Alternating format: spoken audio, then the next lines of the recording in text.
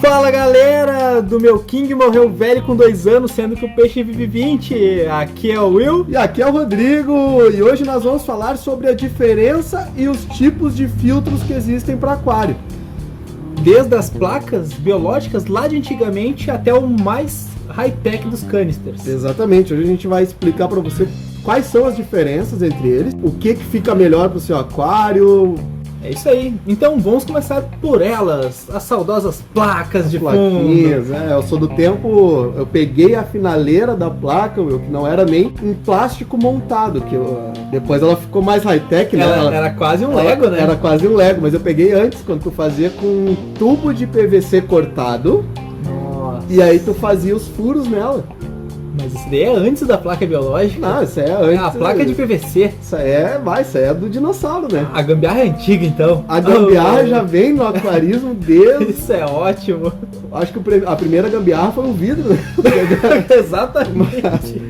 A placa veio de antes. E tem um motivo, né? Pelo qual não se usa a placa mais. Se a placa fosse tão eficiente, se a placa fosse tão boa, ela ainda persistiria, né? Algo que não existe mais, não encontra nas grandes lojas de aquarismo mais. Infelizmente a gente encontra pessoas que ainda utilizam. Eu acho que onde se encontra mais aquele pessoal que era um aquarista antigo e tá voltando agora. Ou aquele pessoal que eu nunca tive problema com o meu aquário, vim aqui pegar uns outros peixes, que meus peixes morreram, mas eu nunca tive problema.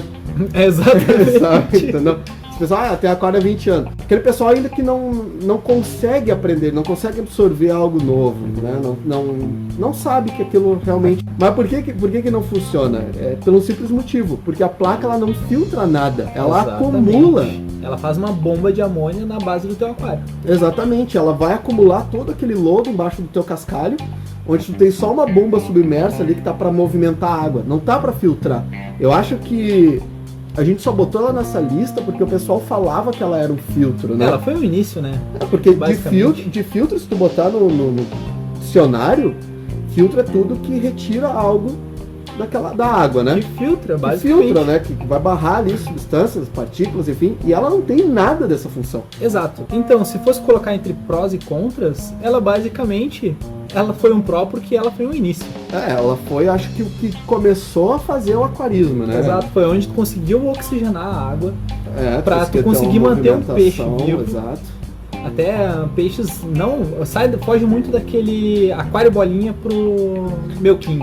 Tu já começou a, vamos dizer assim, entrar tecnologia no aquário, né? Exatamente. Do tempo que só tinha ali o aquário, o vidro, água. Tinha que trocar água todo dia. Então começou a já ter uma duração esse peixe dentro do aquário, sem trocar água. Eu acho que ela foi o início, então a gente tem que respeitar ela por isso. É claro. Mas não necessariamente precisamos usar ela. Não se usa mais, né? Exatamente, não tem mais essa venda. Avançou demais. Então, depois da placa biológica, nós vamos direto para ele, o FBM, que é o filtro biológico modular. Esse é bom também. Mas o FBM teve muita pouca gente que usou. Os mais antigos vão lembrar da placa, mas talvez não lembrem do FBM. Podem ter pulado essa época. Pode ter pulado, ou simplesmente porque ele não foi tão difundido assim, porque logo após a criação deles já começaram a vir os hang-on. A tecnologia já começou a avançar. Já começou, porque quando o mercado se abriu, a importação começou a ser mais facilitada e tudo mais. Isso é anos, pessoal. Isso a gente tá falando aí de 20 anos, 15 anos mais, né? Eles também já vieram os hang-ons de fora, então já veio uma cultura junto com eles que praticamente inutilizava eles ao mesmo tempo que eles estavam entrando no mercado. Para o pessoal que não conhece, o filtro biológico modular, ele era basicamente um filtro interno com bandejas. Era como se fosse um compartimento de um canister dentro do teu aquário. Ocupava um espaço grande, claro, porque as bandejas não eram pequenas, né? Exatamente, tu tinha pedaços do FBM, tinha FBMs grandes que ocupavam 1/3 do aquário, dependendo do aquário que tu botava, né? Um negócio, um trambolhão dentro do aquário. Era mais filtro do que peixe, né? Mas por incrível que pareça, às vezes, dependendo da mídia que se colocava dentro, eles poderiam ser funcionais. O problema é que era um trambolho gigante dentro do aquário. Né? Exato, precisaria de um aquário maior para conseguir fazer uma filtragem decente. Eu já tive clientes que tiveram FBM dentro do aquário, porque não tinha outra opção, cara, realmente. Era a única opção que tinha, com Matrix, com Purigen, e ele fazia a manutenção corretinha, de certa maneira funcionava. Ele foi funcional até Ele um certo foi ponto. funcional, mas é algo que pelo seu tamanho e tudo mais, a gente descarta. Até que quando foi descoberto que aquela matéria orgânica em contato direto com a tua coluna d'água não era tão benéfico para os peixes. Aí a gente já tá falando do interno brutão. Isso, aí que a gente pula do FBM direto pro filtro interno. O filtro interno, Que aquele só com esponjinha. Assim, a gente rotula ele como filtro interno porque ele tem uma espuma, uma esponja que vai fazer aquela pré-filtragem, retirar um pouco do excesso da matéria orgânica, um pouco de ração, dejetos dos peixes, mas basicamente o correto seria um filtro auxiliar. Exato, ele pode ser chamado de filtro porque na denominação da palavra filtro, filtragem, é tudo aquilo que captura partículas, né, da água e tudo mais. Então a esponja faz essa função. Porém, tu não pode dizer tecnicamente que num aquário ele vai ser o filtro dele, porque ele tá ali só como uma função secundária. Um filtro ele tem que ter, e a gente vai falar isso depois no próximo podcast, mas o filtro ele tem as 3 funções, que é mecânica, química e biológica. E o filtro interno ele só tem mecânica. Ou se ele possui alguma outra, é tão pouco, é tão nulo, que chega a ser algo só para... É irrisório. É irrisório, né? Não vai ter uma função prática para aquilo ali. Então, depois que a tecnologia evoluiu, vamos dizer de 15 anos para cá, começam os saudosos Hang-Ons, que até hoje ainda são filtros ótimos, dependendo muito da marca, claro. O Hang-On, eles entraram juntos com outros filtros no Brasil, tá? Enquanto lá fora tu tinha já a cultura do Hang-On muito mais antiga, juntamente com o canister, que acho que a Heim foi uma das percussoras do canister, né? Tanto que a patente original é dela. E até hoje São os melhores canisters que existem. Quando chegou no Brasil, chegou tudo junto. Sim. Chegou o Hang-On, chegou os canisters. Até por uma importação atrasada, né? Até por uma importação que um não pouco tinha atrasada. aquele comércio alto, não tinha aquele patamar de aquaristas. Exato. Então, quando chegou tudo junto, a única coisa que diferenciava, por exemplo, um aquário que usava Hang-On para um aquário que usava canister era a litragem. Até hoje um pouco é assim, né? Tu não vai botar um canister grande num aquário pequeno, não é uma opção financeiramente viável, sendo que tu pode botar um Hang-On de boa qualidade, alterando as mídias, né? Exatamente. Então, assim, ó, qual que é a diferença para você que está em dúvida aí? Filtro, sempre usa Hang-On ou canister. Vamos filtro botar tem mais que um. ser Filtro é externo, tá? Então vamos botar assim, ó, 3 opções na mesa: Hang-On, canister ou SAMP. O SAMP que a gente vai falar agora um pouquinho dele também. Exato. Mas esses são os 3, porque eles são os 3 que conseguem fazer as 3 filtragens. E eles são externos, o que providencia uma manutenção mais rápida, uma manutenção mais fácil. Menos estressante para tua fauna. Exatamente, tu não vai ter um trambolhão dentro do aquário gigante, né? Tu consegue ter o aquário mais limpo. Eles são filtros que têm diferenças, mas o canister, por exemplo, potencializa muito mais a mídia. O que é potencializar a mídia? É obrigar a água a passar por dentro da mídia. Tá? Tu pega hidrodinâmica simples, a água sempre vai passar pelo lugar mais fácil. Exato. Por isso, esse é um dos grandes motivos que os canisters caseiros, eles não têm nenhum quinto da eficácia que um canister industrializado tem. Eu nem vou entrar em mérito, a gente não vai botar nessa lista aqui gambiarra em casa, tá? Porque eu só vou dizer uma coisa. As placas de PVC foram gambiarra. Eles começaram com a gambiarra. Quando não existia, né? Não, mas tecnologia ainda. Aqui a gente tá focando... Uma diferença é fazer uma gambiarra quando não existe outra opção. E hoje existe toda aquela opção, uma gama enorme de opção, e ainda tá aí, né? Então, isso que é bizarro. Esse é o real aquarismo bizarro, vocês estão entendendo? Persiste, né? Não tem, tá no sangue. É o cara que compra cartãozinho pra usar o orelhão na rua, né? O telefone na rua. Ainda. Então, pessoal, vamos voltar pros filtros aqui. A questão assim, ó. Pros industrializados. Pros industrializados. A gente não vai falar de gambiarra, tá? Não é o intuito. A gente vai falar do que aquele que você encontra na loja, que você compra na loja, que você tem garantia, que você pode voltar na loja e falar assim, ó, olha, isso aqui, ó, não funcionou. Isso aqui não deu certo. Porque aquela coisinha que você encontra na internet, nos grupinhos, se matar todos os peixes de vocês, Se estraçalhar com tudo, acabar com toda a falta, vai cobrar do cara depois? Eu acho meio difícil, né? Mas agora tem uma coisa importante. Agora eu vou perguntar pra ti aqui, ó. Rodrigo, na mesa de vidro aqui. SAMP não é uma gambiarra? Não, o SAMP não é uma gambiarra, porque mesmo ele sendo feito por nós, ele é uma técnica de filtragem. Ele é algo que pode potencializar a tua filtragem. Tanto que o SAMP, ele é utilizado para aquários marinhos porque é uma necessidade. E não algo que, é uma gambiarra, tô fazendo. Não, ele é uma necessidade. Gambiarra é tu encher de vidro dentro do SAMP. Aí tu bota pra lá, faz a quebra pra cá de água pra lá e quebra pra cá, vira um parque de diversão. E se eu encher de telha? Aí se tu encher de telha, daí tu tem que entrar com...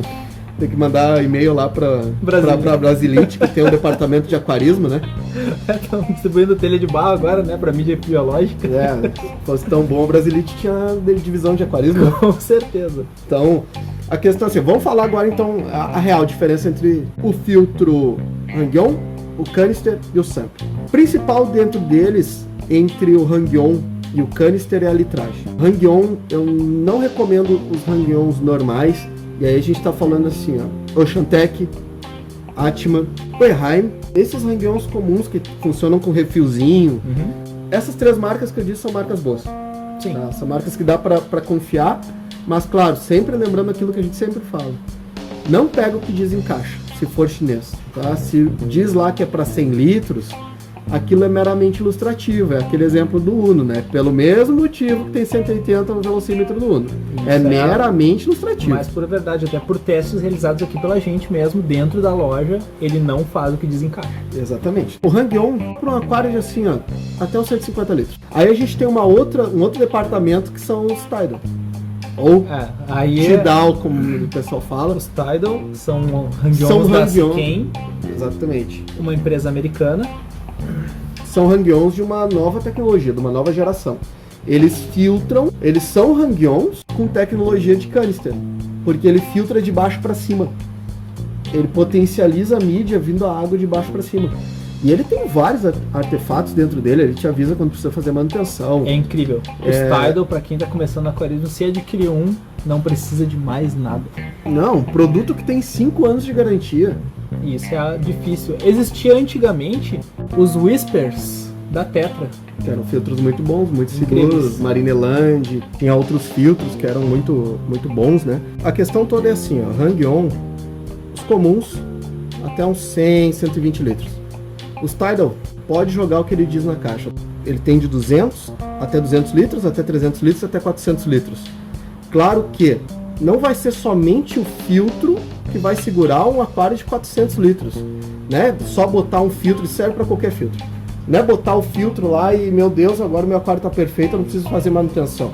O filtro não é porque o filtro está dizendo ali, é para 100 litros, e nesses 100 litros tu ter 7 carpas, que ele vai funcionar. Aí não adianta botar a culpa no filtro, né? Não é a questão do filtro. Então, Hang-On até uns 100, 120 litros. Posso botar canister com litragem menor? Pode, claro, com certeza. Só tem que controlar o fluxo de água. Canisters nós temos hoje no mercado, canisters para aquário de até 1.200 litros, como são a nova geração da Oerheim. Os Professionals. Então são filtros que vão filtrar muito, que vão fazer muita filtragem biológica, vão potencializar demais a mídia, e são filtros muito bons. A regra do Hang-On, também serve para o canister. Filtro chinês, muito menos litragem do que diz em caixa. O Oerheim é alemão. Um Fluval também faz litragem em caixa, que é um filtro muito bom, mas o Fluval tem uma diferença, que é um filtro muito mais mecânico. Ele é muito mais para partículas na água, ele tem bandejas menores, bandejas biológicas menores, e o Oerheim é muito mais biológico. Ele é muito mais... tu consegue fazer uma filtragem química também mais potente no Oerheim. Um Fluval ele já fica um pouco mais abaixo. Uma coisa importante salientar é a vazão de canisters e Hang-Ons. Não adianta você usar aquela regra de 5 vezes a litragem do seu aquário se aquela potência vai lavar sua mídia, passar numa velocidade absurda e não fazer o trabalho dela. Aí vai você falar, mas eu comprei 20 litros de Matrix, botei dentro do meu canister, só que ainda tem amônia. dependendo da vazão, a biologia não vai ter nem velocidade para conseguir filtrar. Isso é um exemplo muito clássico que acontece no SAMP. O pessoal fala assim, eu vou fazer um SAMP, porque daí eu vou botar 20 litros de mídia, vou botar 30 litros de mídia, vai ser o melhor filtro, vai ser o filtro mais perfeito que existe. E não porque não existe potencialização da mídia. Tu cria um SAMP, se esse desenho do teu SAMP não for extremamente bem feito, a água simplesmente vai passar entre as mídias, não vai filtrar. Tanto que o SAMP ele tem uma deficiência muito grande que é na filtragem química. Porque a água não é obrigada a passar dentro da filtragem química. Então, tu tem que comprar reatores que vão obrigar a água a passar dentro dele. Reator, grosseiramente falando, pessoal, é como se fosse um cano onde a água é empurrada para dentro desse cano e ela passa por dentro das mídias e devolve do outro lado a água filtrada, entre aspas. Né? Muito utilizado em aquários marinhos, para potencializar mídias. Exatamente. Então o SAMP, ele não é quantidade. Muitas vezes eu tenho que botar quantidade para garantir uma certa qualidade que num canister conseguiria fazer com menos quantidade de mídia, usando mídia boa. Às vezes até com menos valor, né? Exatamente. Então assim, o SAMP ele é mais usado para aquários. A fauna também determina um pouco a filtragem, tá? Para um plantado, tu fazer SAMP é mais complexo. Tem perda de CO2 na queda de água. Tu tem perda de CO2, a manutenção é mais complicada. Então o SAMP se usa em aquários realmente grandes plantados. A gente está falando aí mais de 1000 para cima, tá? Aquários onde tu gera muita partícula, e aí no SAMP ele pode fazer isso porque tu tem uma capacidade para isso, que é botar mais mídia mecânica. Seja ela perlon, espuma. Mas os dois, a gente vai aprofundar melhor a parte de filtragem. Exatamente. Aí tu usa um SAMP nessas faunas que são, por exemplo, caldo de véu, os kingios, né? Ciclídeos, que sujam muito, predadores, enfim, jumbos. Isso aí gera muita sujeira, muita partícula grande. Então um canister entupiria facilmente. Então nesse sentido a gente usa mais o SAMP, a gente dá uma preferência para o SAMP. Hoje existem também os aquários que vêm pré-prontos, que vêm com aqueles filtros calha.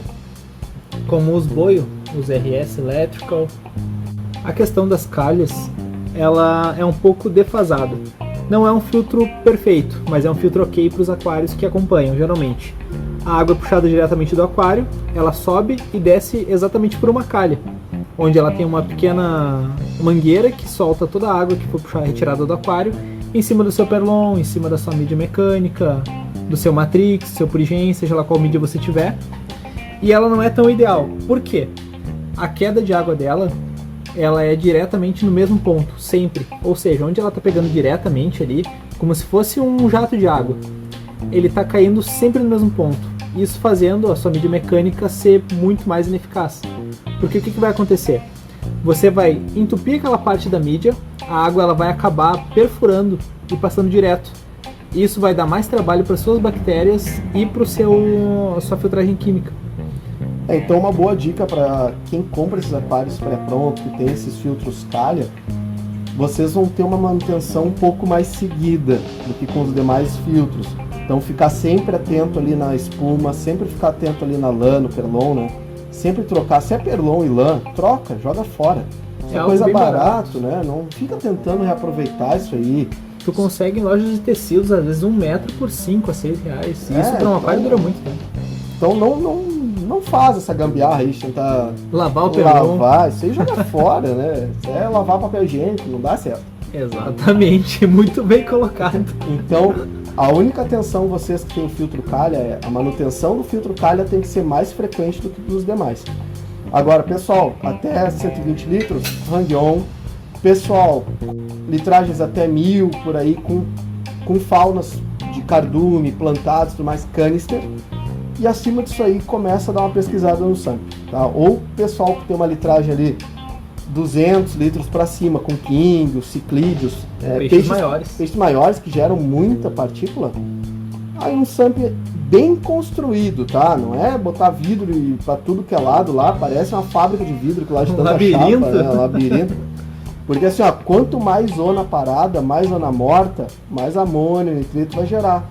Ele vai ficar ineficiente. Então, tenta desenhar bem o sample, procura desenhos que sejam de qualidade. Geralmente, essas grandes empresas, às vezes, disponibilizam os desenhos para esse tipo de sample.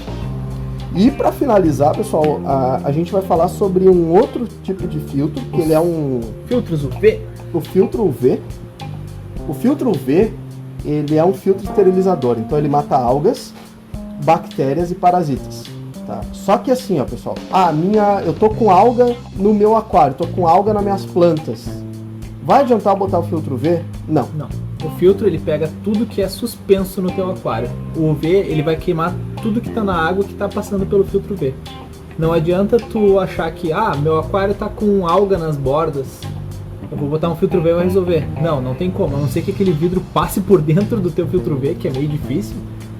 Exatamente, é uma lâmpada esterilizadora que fica dentro de uma cápsula, vamos dizer assim, onde a água passa ali e ela esteriliza.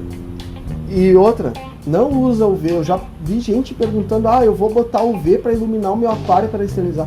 Só isso aí vai te cegar. Se tu olhar para isso aí 10 segundos, tu tá cego. É por isso que ela vem dentro de uma cápsula escura, que é para justamente tu não enxergar a luz. Tá? Então, ela só vai funcionar tudo aquilo que passa dentro dela. Luz negra não é luz UV. É diferente a ultravioleta das luzes negras. Exatamente. E para finalizar o assunto tipos de filtro, tem 2 filtros que eu quero botar aqui pro pessoal que não é tanto do aquarismo, mas tem a ver com aquarismo, que é filtro de lago.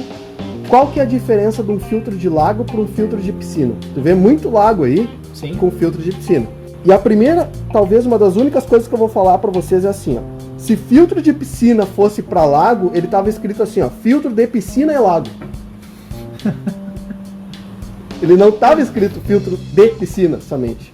É uma ideia para os desenvolvedores de filtros aí. É uma ideia para o pessoal que quiser fazer filtro, aí bota lá filtro para piscina e lago, assim como tu vê. Se botar e lagos do lado da caixa, vai ganhar muito dinheiro. Não, aí vende para todo mundo. Assim serve pro filtro de lago, né? Filtro para lagos e piscinas, né? Bioballs ali para manter uma boa biologia.